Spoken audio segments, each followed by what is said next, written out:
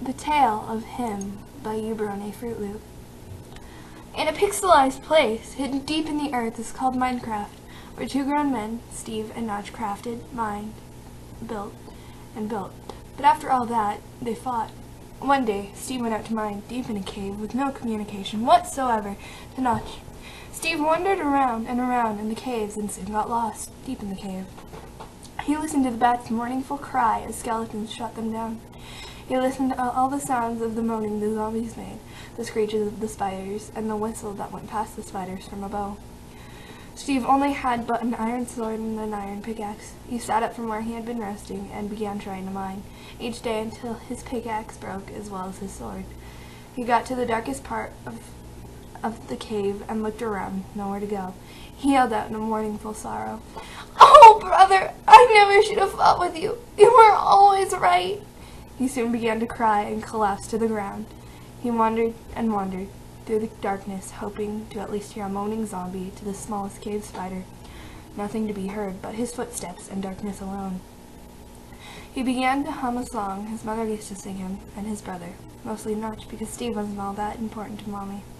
He looked around and sang the words he barely knew. "There, there, little sheepy, grazer of grass, flee me away from darkness," he sang as it echoed through the cave. He looked around the cave from what he could see. He started to cry even more at the feeling of hunger approaching him. He couldn't think of anything, so he hoped and hoped he could find something. He began mining for hours with his hands alone. They bled and bled until he couldn't take it. He had just dug a mile-long tunnel that led to nowhere. He looked at his hands and ran as fast as he could to the end of the tunnel, back where he began. In desperation, he tore off his skin from both arms and started eating it. He had no choice to do it or not. He cried from what he had done. It seemed that he had stopped crying since he began.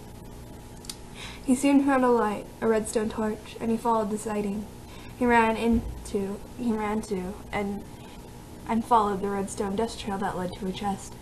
The chest was dark in the cave, but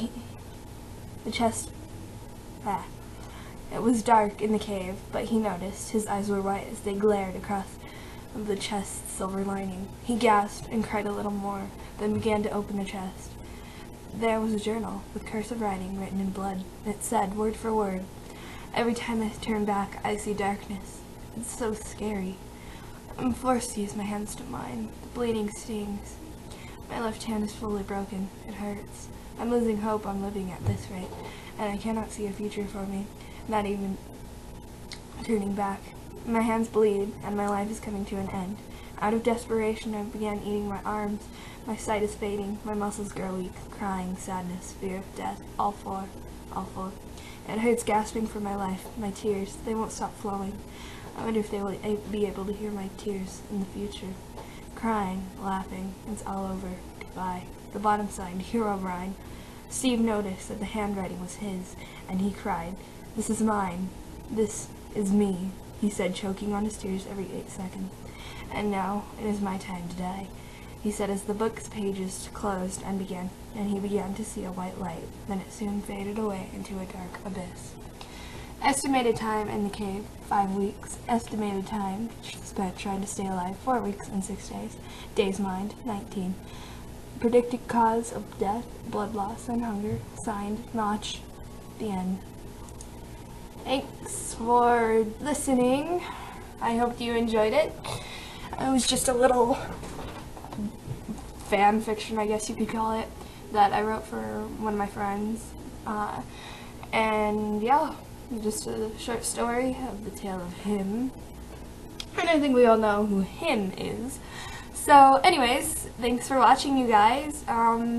Subscribe, like, do whatever you hooligans do. I'm not calling you a hooligan, just you. I'm calling everyone a hooligan, especially me. Anyways, thanks for watching, guys. Bye.